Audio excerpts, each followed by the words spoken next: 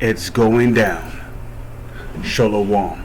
First and foremost, giving God praises, honor, glory, respect, and blessings to Yahweh, Bahashem, Yahweh Shai, Bahashem Rachakwadash. Salutations to the Lord's elect of the four corners of the earth, pushing this truth and sincerity while patiently waiting for Yahweh Shai's return. And double honors to our apostles and elders, the great millstone, which have taught us everything we know through the spirit and power of Yahweh, Bahashem, Yahweh Shai. And welcome to another series of It's Going Down, being brought to you by the spirit and power of Yahweh, Bahashem, Yahweh Shai. EU has no solution to fix damage from Russian oil ban.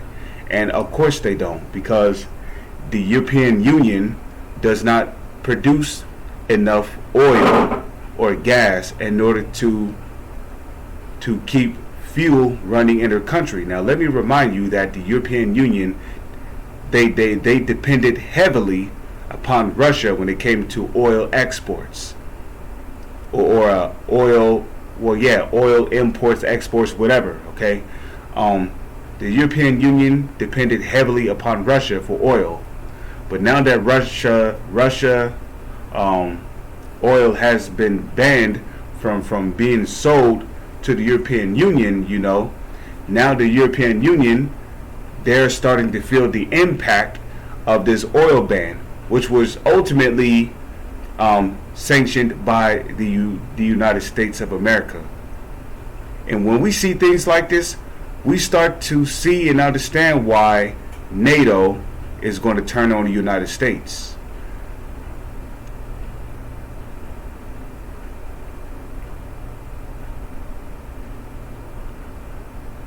So it says, Hungarian Foreign Minister Peter Szijjártó has said that the European Union had failed to find a way to mitigate the damage from the proposed ban on oil supplies from Russia as part of sanctions over its military campaign in Ukraine. Brussels has no proposal for a solution which could handle the atomic bomb-like impacts of this potential embargo against Russia on Hungary's economy, because Russia's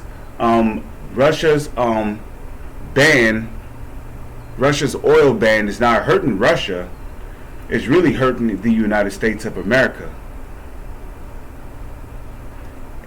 Okay, it says last week the European Commission proposed to do away with oil imports from Moscow by the end of the year. It says Budapest rejected the idea due to its heavy reliance on Russian energy. It says the Szijjártó told Hungary's parliament on Monday that the proposed sanctions were problematic for the country. Hungarian officials repeatedly warned that they would use their veto power to block an oil embargo. So that's pretty much all I need to read there. The whole point is that, the fact that Russia has been banned from importing oil to the European Union shows how much of a devastating impact it has on the European Union. Because now the European Union, that they're suffering from lack of oil imports from Russia. And Yahweh Shai, he spoke of it best, right? I'll just start at verse 25 here. Matthew chapter 12, verse 25. And Yahweh Shai knew their thoughts and said unto them, every kingdom divided against itself is brought to desolation. Well, here you go. This is a kingdom divided against itself. Because at the end of the day, you are so-called white Europeans and you so-called white Russians, you're both of the same nation.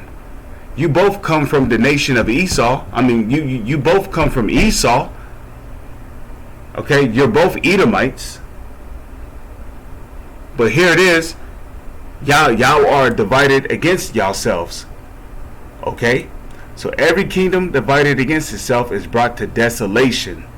And ultimately, the one who is dividing y'all up like this is really the Lord. It's really Yahweh, Bahashem, Yahweh Shai, that is dividing y'all up like this. Okay? The ultimate divide and conqueror is Yahweh Bahashem Yahweh Shai. And every city or house divided against itself shall not stand. So Edom, you so-called white people, the true descendants of Esau, who is also called Edom, according to the book of Genesis, the 25th chapter, and Genesis, the 36th chapter.